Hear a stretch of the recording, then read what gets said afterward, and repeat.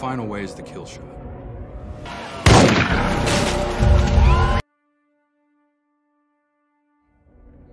And a bullet is forever. Film diawali di sebuah tempat terpencil di mana kita diperlihatkan seorang pria bernama Bob Lee Swagger yang tinggal bersama istri dan anaknya.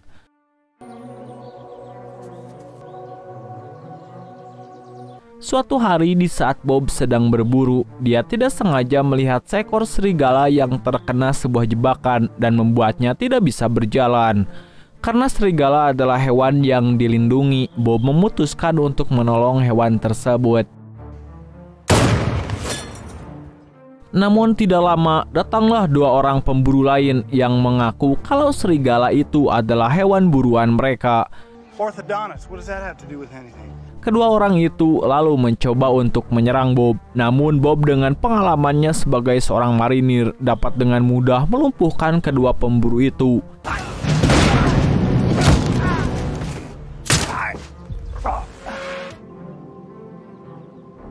Di kemudian hari, kita diperlihatkan Bob mendapat kunjungan dari seseorang yang bernama Isaac Johnson. Jadi sebenarnya di sini Bob adalah mantan sniper terbaik di satuan marinir dan Isaac adalah komandan timnya dulu saat masih bertugas. Tujuan kedatangannya adalah untuk meminta bantuan Bob karena beberapa hari lalu ada seorang agensi yang tewas ditembak oleh seorang sniper dari jarak 1,5 kilometer.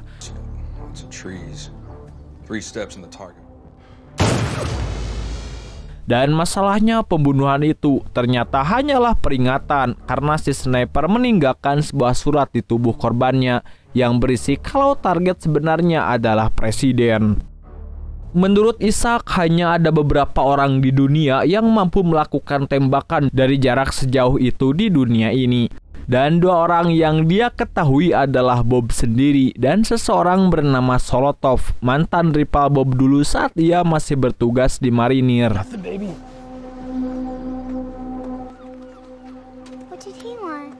Jadi diceritakan dulu, Bob dan sahabat baiknya yang bernama Donnie ditugaskan untuk mengintai Solotov. Namun karena saat itu Bob keliru membaca situasi, akhirnya membuat dia dan Donnie terlihat oleh Solotov. Saat itu Donnie akhirnya tewas tertembak di bagian dada, sedangkan Bob terkena di bagian kaki yang akhirnya membuatnya pensiun dan masih merasa bersalah atas kematian sahabatnya.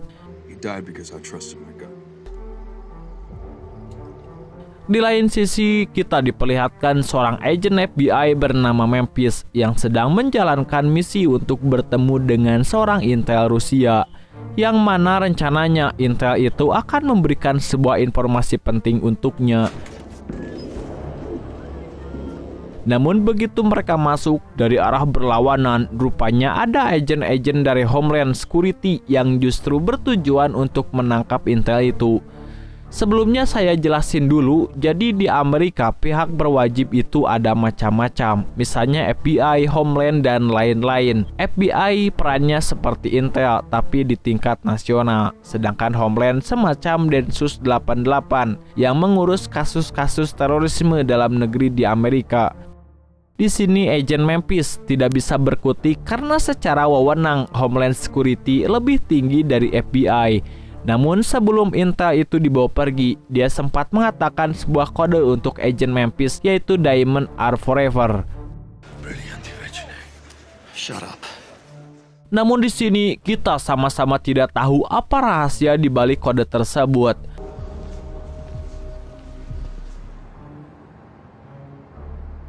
Sementara itu, Bob menemui Isaac dan satu lagi temannya yang bernama Vane.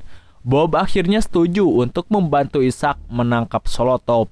Di sana ia diberikan brief awal tentang titik kemunculan presiden, update profil tentang Solotov, kemungkinan senjata yang digunakan, dan foto terbarunya yang tidak kelihatan jelas bentuknya.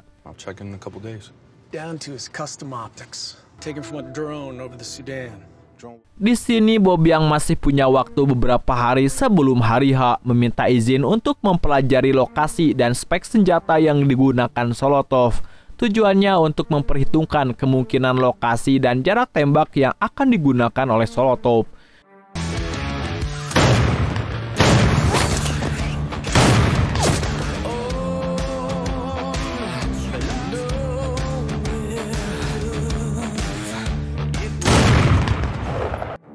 Singkat cerita, hari H pun tiba. Di sana iring-iringan presiden sudah mulai terlihat.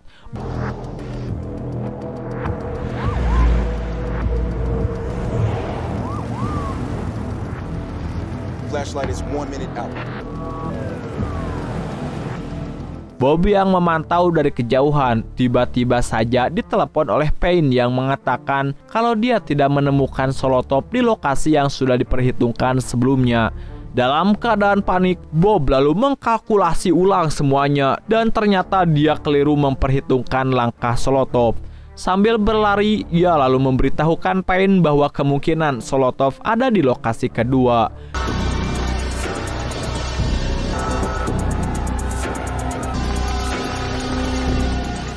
Namun begitu sampai di sana, Bob hanya menemukan setup sniper di ruangan itu dan tidak melihat targetnya ada di sana. Di saat yang bersamaan, begitu Bob sampai di ruangan tersebut, tiba-tiba terdengar tembakan dan muncul berita kalau Presiden Amerika telah tertembak. Di saat Bob masih ngahulang tepuguh dengan keadaan sekitar, tiba-tiba seorang polisi yang entah dari mana muncul di sana dan mencoba untuk menembak Bob. Disinilah dia baru menyadari kalau selama ini dia telah dijebak oleh Isaac dan juga Payne. Untungnya polisi tersebut kurang begitu gercep dan Bob berhasil menghindari tembakannya dengan melompat keluar jendela. Namun aksinya itu membuatnya tidak bisa kabur dan akhirnya tertangkap oleh Memphis yang kebetulan teka haja berada di sana. Tragedy has struck with an attack on the Singkat cerita, Bob akhirnya dimasukkan ke penjara sambil menunggu persidangannya. Di dalam penjara, dia sempat diganggu oleh beberapa napi.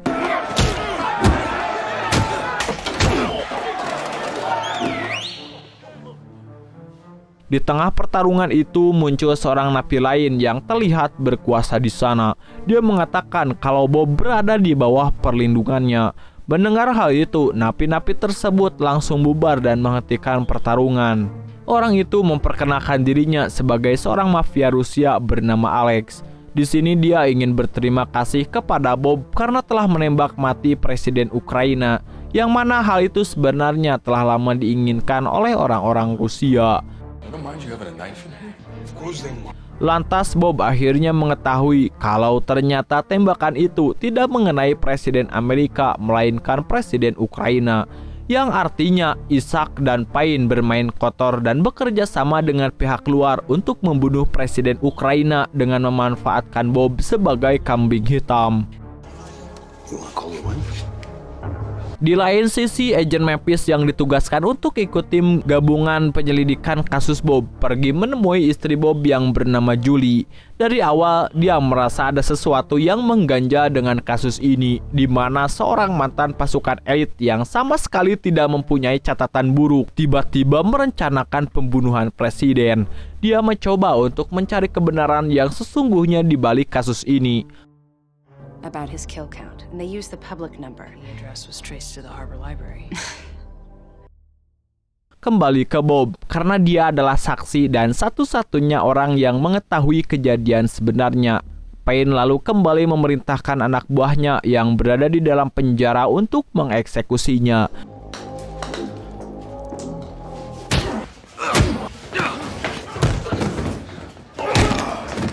Tapi Bob malah berhasil mengalahkan mereka dan berbalik menjadi keuntungan karena dia bisa keluar dengan menyamar menggunakan seragam sipir tersebut.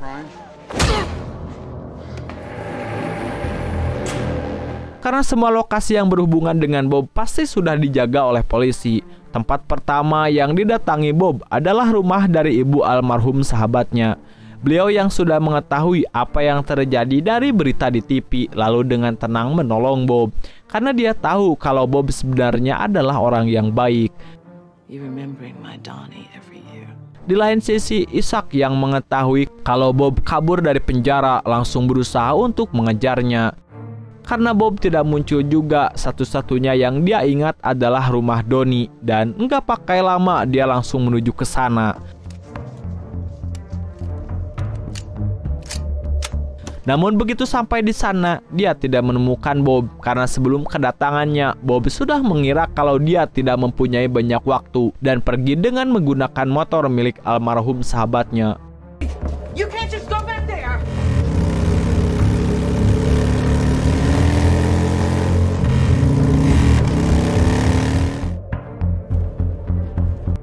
Singkat cerita, malam pun tiba. Kemudian kita diperlihatkan Bob yang menelepon istrinya sambil diam-diam mengintai dari kejauhan melalui teropong.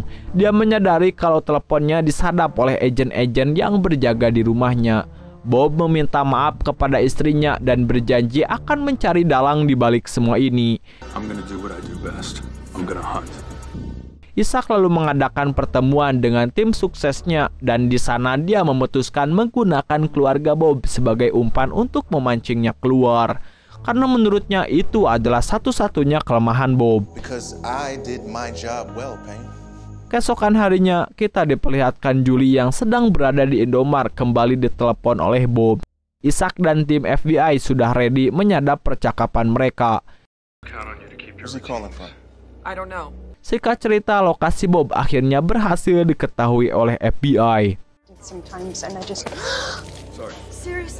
Sementara di Indo, Julie ditabrak oleh seseorang dan terkena tumpahan kopi. Ia pun langsung ke toilet untuk ngelap bajunya. Dan saat masuk ke toilet, ternyata Bob sudah menunggunya di dalam. Di waktu yang sangat singkat itu, dia memberitahukan istrinya kalau polisi yang tampil di TV hanyalah polisi bayaran yang disuruh menembaknya. Setelah mengatakan itu, Bob langsung buru-buru kabur dari sana karena FBI sudah menyadari keberadaannya.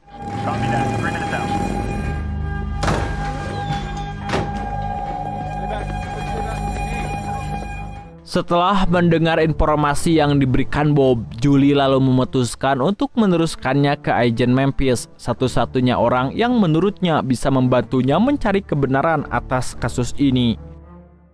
Dengan berbekal informasi itu, malam harinya agen Memphis mencoba untuk mendekati polisi bayaran tersebut di sebuah bar untuk menggali informasi. Dan benar saja, di sini dia merasa aneh karena cerita dari polisi itu pelin-pelan. Memphis akhirnya terus terang dengan tujuannya dan berjanji akan memberikan perlindungan kalau dia mau menceritakan kejadian yang sebenarnya. Namun di sini polisi itu tidak yakin dan akhirnya pergi meninggalkan Memphis tanpa mengatakan apa-apa. Sementara itu, Payne yang khawatir kedoknya akan terbongkar lalu memutuskan untuk menculik polisi suruhannya dan akhirnya menghabisinya.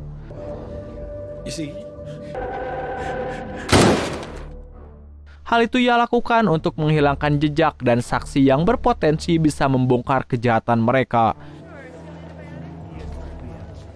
Keesokan harinya, kita diperlihatkan Bob yang pergi menemui teman lamanya, yang seorang pembuat anggota tubuh palsu di rumah sakit veteran. Di sini dia meminta untuk dibuatkan tulang titanium yang bernomor seri sama dengan miliknya. Walaupun awalnya menolak karena Bob ini adalah buronan, namun mengingat jasa-jasanya, dia akhirnya memberikan apa yang diminta Bob. Setelah mendapatkan tulang titanium tersebut, Bob kemudian pergi ke sebuah gubuk untuk membuat perangkap.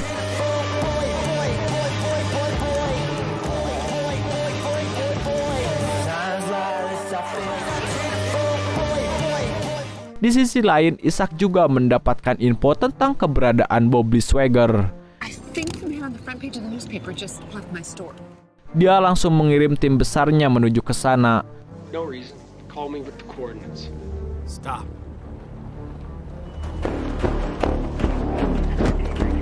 Sesampainya di sana, ternyata Ishak dan timnya hanya menemukan gubuk kosong dan tanpa mereka sadari sebenarnya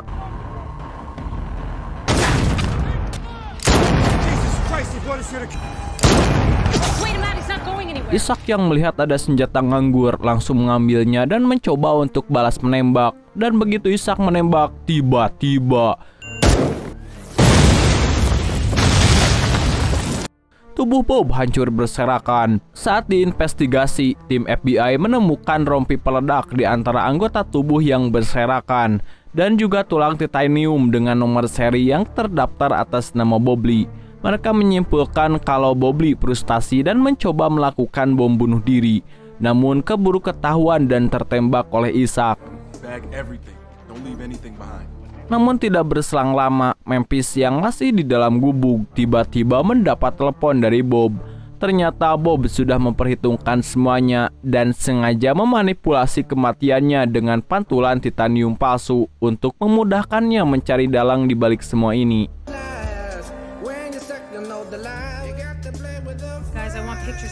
Beberapa hari kemudian, Payne menghampiri Memphis di kantornya. Di sini, Payne memberitahukan jika informan Rusia yang ditangkap Homeland di awal film telah dibunuh oleh agen Rusia, padahal dia sendirilah yang membunuhnya. You show me how they might be connected? Wait, SVR? Merasa ada yang janggal, di sini Memphis menjadi curiga apakah kematiannya ada kaitannya dengan kasus Bob. Namun Payne menyangkalnya dan dia mengajak Memphis untuk bertemu di suatu tempat untuk menjelaskan masalah tersebut. Sementara di tempat lain, tengah berlangsung upacara pemakaman Bobley Swagger. And I take great comfort in that. Di sini Isaac yang sedang bersama dengan rekannya yang bernama Mitchum menyadari kalau Ibu Donnie telah mengetahui konspirasi yang mereka buat.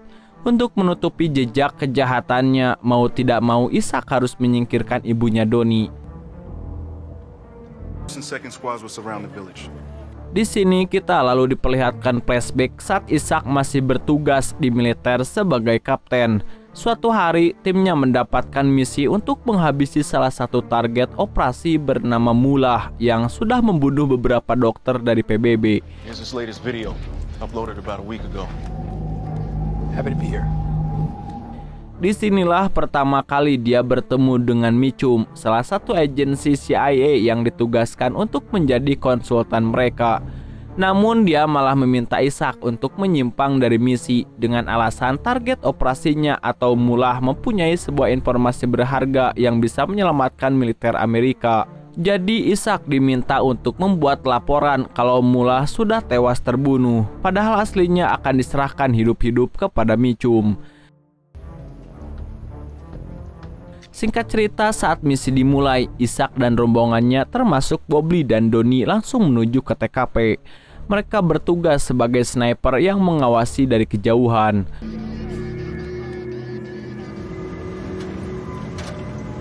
Be advised, we have no shot from this location.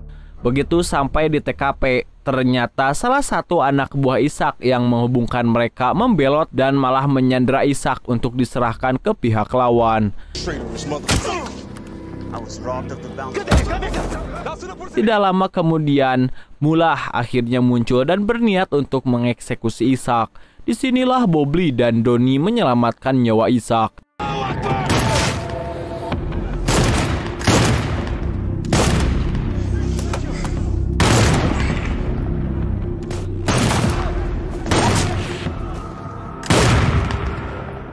Keesokan harinya setelah misinya selesai, karena Isaac telah gagal membawa Mullah, maka Isaac diberhentikan untuk memimpin ekspedisi tersebut. Lalu di sini Mitchum menawarkan kesempatan kepada Isaac untuk mendapatkan jabatan yang lebih tinggi jika dia mau. Di sini mulai terlihat kenapa Isaac bisa masuk ke dalam lingkaran kejahatan. Kembali ke masa sekarang. Setelah mengingat jasa anaknya kepada Isaac, dia sempat meminta Ibu Donnie untuk lari dan menjauh dari masalah Bobley. Namun di sini dia menolak dan berkata kalau kebenaran pasti akan berbuah kemenangan. Dan beliau lebih memilih mati daripada harus melarikan diri.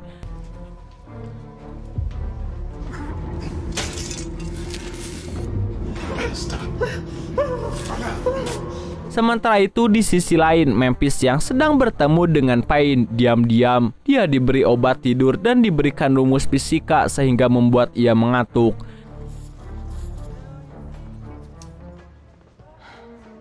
Di sini Payne mencoba menyingkirkannya dengan memberikan alkohol yang sudah dicampur potas. Namun tiba-tiba Bobley muncul dari belakang.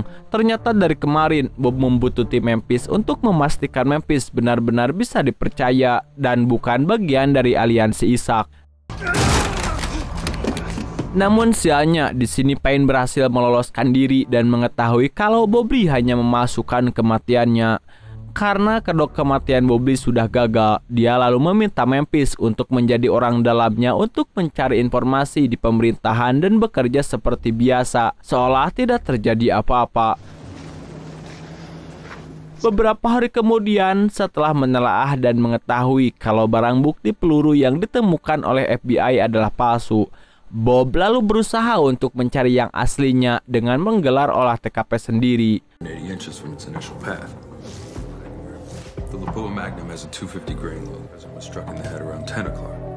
But a bullet going... Dengan fakta-fakta di lapangan saat kejadian dan perhitungan reka ulang penembakan yang sangat akurat, Bob memperkirakan kalau peluru yang asli harusnya nyangkut di semua mobil patroli yang tidak jauh dari lokasi Presiden Ukraina tertembak.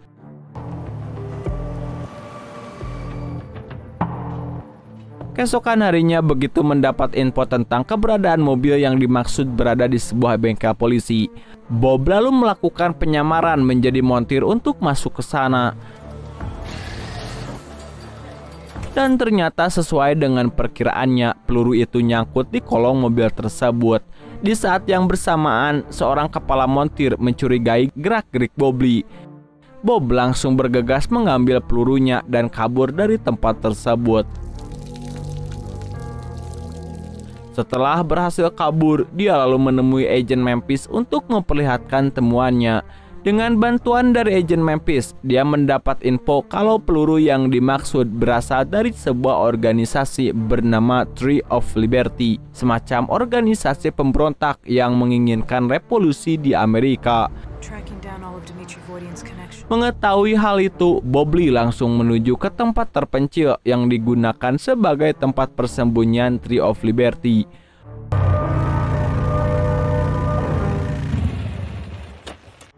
Awalnya kedatangannya ditolak, lalu tidak lama berselang datang pemimpin mereka yaitu Randy Orton yang sudah pensiun dari SmackDown.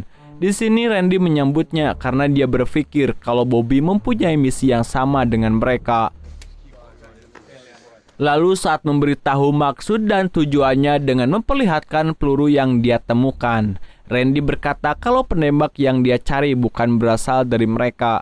Bob lalu menanyakan siapa supplier peluru tersebut dengan maksud ingin mencari tahu siapa lagi yang menggunakan peluru yang sama. Namun di sini Randy tidak mau memberikan nama dan hanya berkata kalau pembuatnya berada di suatu tempat di kota sebelah. You're safe with us, Swagger. Di sisi lain, Isaac yang sudah mengetahui kalau Bobby masih hidup dan menuju ke wilayah Tree of Liberty. Dia juga datang ke tempat itu secara diam-diam. Dia berusaha untuk mengintai tempat itu dari kejauhan. Namun keberadaannya berhasil diketahui oleh orang-orang di sana. Awalnya Randy mengira kalau Bobby yang membawa Isaac-lah untuk menangkap mereka. Namun setelah dijelaskan permasalahan di antara mereka berdua, Randy akhirnya mempercayai Bobby dan berencana untuk menjadikan Isaac sebagai target tembak-tembakan. Di sini Bob yang masih mempunyai belas kasihan kepada Isaac lalu mencoba untuk mengulur waktu dengan sengaja melesetkan tembakannya. Karena dia tahu kalau agen-agen lain pasti akan datang ke tempat itu.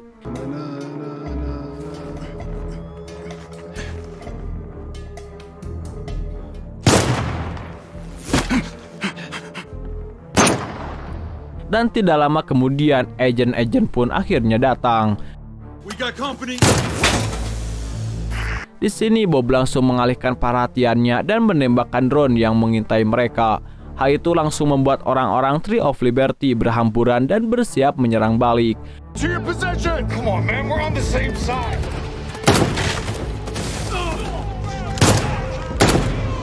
Dengan memanfaatkan kekacauan itu, Isaac akhirnya bisa meloloskan diri dengan memotong tali yang mengikatnya menggunakan sebuah batu. Sementara Bobby masih berusaha melumpuhkan musuh-musuhnya. Di sini Bob juga sempat menolong adiknya Randy yang akhirnya membuatnya simpati dan memberitahukan supplier peluru mereka, yaitu seseorang dengan nama O'Brien.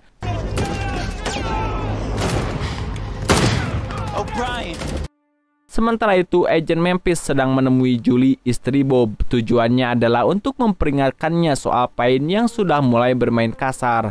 Agent Memphis khawatir dia tidak bisa lagi melindunginya dan berkata kalau dia harus lebih berhati-hati.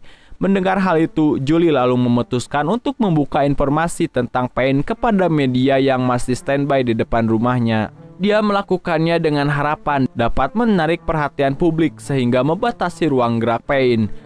You to please report them to Special Agent Nadine Memphis.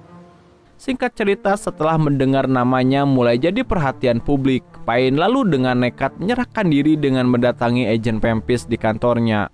Dengan cepat, para petugas yang ada di sana langsung menangkapnya. Next day he's found in pieces. Tanpa membuang banyak waktu, Agent Memphis lalu menginterogasinya dengan fakta-fakta tentang agen Rusia dan polisi yang gagal menangkap Bobley, di mana mereka semua ditemukan meninggal setelah kontak dengan Payne. Some drunk guy who couldn't handle fame. Di sini baru diketahui tujuan asli Payne menyerahkan diri adalah karena dia berniat akan membersihkan namanya, karena Agent Memphis dan Julie tidak mempunyai barang bukti apapun tentang kejahatannya. Payne juga sebenarnya terlihat seperti ingin memberitahu Agent Memphis tentang dalang di balik semua ini, namun dia tidak ingin menyatakannya secara terang-terangan. Dengan sedikit drama, Payne akhirnya memberikan 2 petunjuk kepada Agent Memphis, yaitu Annex B dan Mitchum. Di sisi lain, Mitchum dan Isaac yang berhasil kabur dari Tree of Liberty, mereka mendapat informasi kalau Payne sedang diinterogasi oleh Agent Memphis. Lalu mereka meminta bantuan militer untuk menjemputnya. Dan tidak berselang lama, Payne lalu diambil alih oleh pihak militer dengan alasan dia sudah melanggar kode etik dan harus diadili secara militer. Di sini Agent Memphis mencoba menahannya karena dia masih kekurangan informasi. Namun usahanya itu sama sekali tidak digubris sama Pak Tentara. Don't get too comfortable. Sementara Bob menunjukkan tempat O'Brien yang ternyata adalah instruktur tembaknya dulu.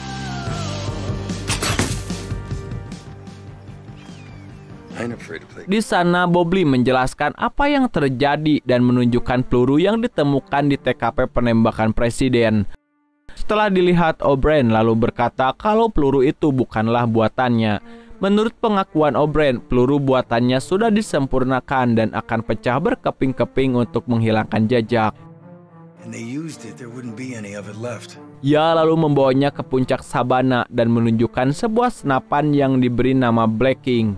Di sini O'Brien menjelaskan kalau dari jarak tembak dan peluru yang digunakan bisa dipastikan senjata yang digunakan berjenis sama. O'Brien berkata jika Bobley ingin menemukan pelakunya, maka dia harus mencari siapa pengguna Black King lainnya karena diceritakan hanya ada 4 senapan jenis itu di dunia.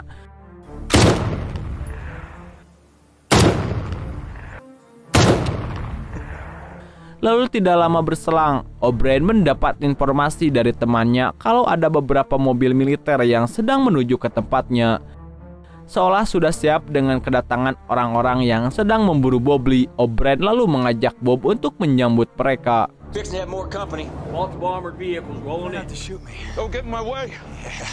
Setelah beberapa saat kemudian, begitu orang-orang itu memasuki wilayah O'Brien.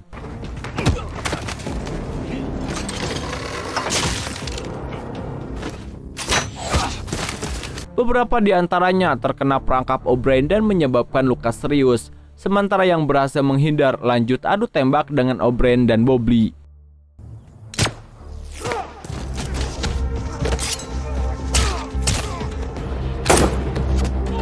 Karena kalah jumlah, diperlihatkan di sini O'Brien sempat tertembak di bagian paha, sementara Bobley kenok setelah terkena efek granat yang meledak di dekatnya.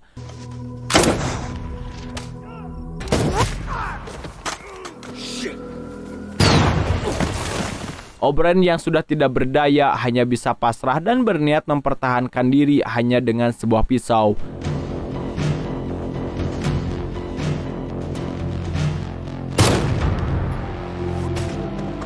Untungnya di sini Bobley tersadar dan dengan senapan Black King-nya dia berhasil menumbangkan lawan yang sedang menuju ke arah O'Brien.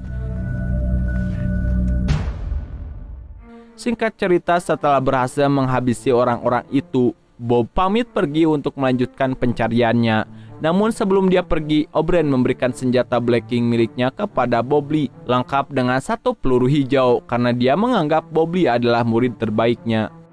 Bob akhirnya pergi dari sana dengan membawa senapan tersebut. Sementara itu, kita diperlihatkan Payne yang sudah dibebaskan oleh seseorang bernama Lon Scott. Namun di sini Payne malah meminta tebusan sejumlah uang dengan mengatakan kalau Annex B ada di tangannya. Jadi sedikit info lur, ternyata Annex B itu sebenarnya adalah sebuah kode yang merujuk pada sebuah pembantaian desa terpencil di Ukraina oleh militer swasta dari perusahaan Anhur Dynamic, di mana perusahaan itu adalah milik Long Scott. Jadi Long Scott ini juga terlibat dalam kasus penembakan presiden. Namun di sini dia tetap menolak permintaan Payne dan berkata kalau dia tidak peduli dengan video pembantaian tersebut, di mana kalau video itu tersebar akan menyeretnya ke dalam kasus kejahatan perang. Sementara itu di sisi lain diperlihatkan agen Memphis yang sedang menyelidiki salah satu kenalan Dimitri, agen Rusia yang telah tewas di tangan Payne. Dia adalah satu-satunya saksi kunci yang mengetahui tentang kejadian Annex B. Agen Memphis lalu mendatangi seorang perempuan bernama Casper untuk menanyakan keberadaannya. Walaupun awalnya menolak memberikan informasi, Casper akhirnya tidak berkutik begitu agen Memphis berkata kalau dia mengetahui gedung asli bisnis salonnya. Casper akhirnya berjanji akan menghubungkannya via Zoom meeting dengan orang tersebut. Saat malam harinya, agen Memphis berhasil terhubung dengan perempuan yang dimaksud. Wanita itu lalu menjelaskan semua informasi yang dimiliki Dimitri yang juga membuatnya dikejar oleh orang-orang Rusia. Namun saat sedang menjelaskan tentang Annex B dan semua dalang dibaliknya, tiba-tiba jaringannya ngelag.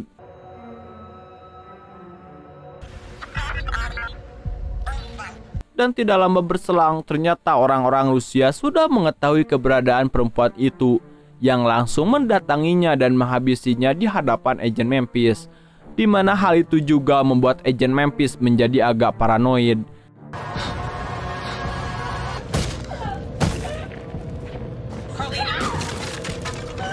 Sementara itu, Bob Lee yang sedang berusaha mencari informasi tentang senapan Blacking, dia menemukan sebuah informasi tentang keberadaan senjata itu di sebuah pameran yang sedang berlangsung. Tanpa membuang waktu, dia langsung menuju ke pameran tersebut. Singkat cerita, dalam pameran tersebut, Bob bertemu dengan salah satu pemilik senjata itu. Di sini dia menjelaskan kalau senjata itu adalah senjata yang sangat langka dan hanya ada beberapa pucuk di dunia. Dia juga mengatakan kalau salah satu pemiliknya adalah Long Scott, pemilik PT Anhur Dynamic yang sanggup menembak tepat sasaran dengan senapan Blacking dari jarak 1 km lebih. What's that? Merasa sudah mendapatkan info yang dia cari, Bob langsung menyelidiki tentang orang yang dimaksud dan melakukan pengintaian selama beberapa hari. Karena merasa tidak mampu melakukannya sendirian, Bob lalu meminta bantuan agen Memphis untuk membantunya dalam pekerjaannya kali ini. Beberapa saat kemudian, agen Memphis akhirnya sampai di titik persembunyian Bob Lee. Di sini, dia langsung memberitahukan semua informasi yang baru saja didapat tentang Annex B dan keterlibatan Long Scott di dalamnya. Tidak lama berselang, terlihat Long Scott keluar untuk menemui Mi Jung dan satu orang lagi bernama Krukov. Dia adalah seorang agen berpangkat tinggi dari SFB, semacam CIA-nya Rusia, di mana ternyata dialah yang memerintahkan mereka mengeksekusi Presiden Ukraina.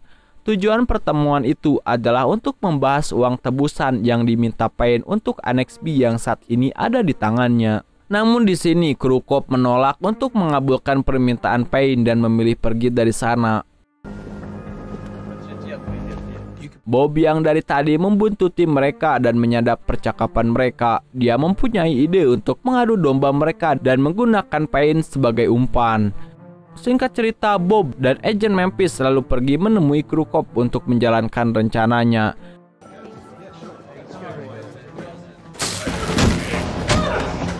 Di sini Bob menawarkan jasa dengan meminta imbalan yang sama seperti yang diminta Payne untuk mendapatkan Annex B.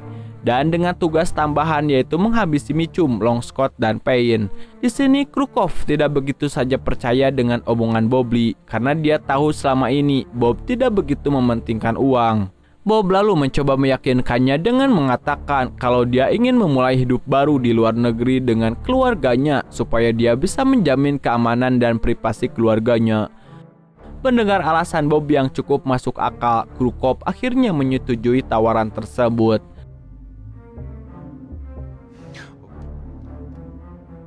Di sisi lain, Julie memutuskan untuk pindah dari rumah adiknya ke tempat yang lebih aman secara diam-diam mengingat situasi Bobby yang sedang melawan para Yonko. Reach out to you when we're safe, I promise. Setelah kepergiannya, datang seorang wartawan yang mengaku kalau sudah mempunyai janji dengan Julie untuk wawancara eksklusif. Namun dia tidak menemukannya di rumah itu. Wartawan itu ternyata adalah orang suruhan Long Scott yang ditugaskan untuk memantau keberadaan Julie. Mereka berdua lalu diperbolehkan masuk ke rumah setelah berhasil meyakinkan adiknya. Di dalam, salah satu dari mereka diam-diam menyadap HP adiknya Julie yang tergeletak di atas meja untuk menemukan lokasi Julie.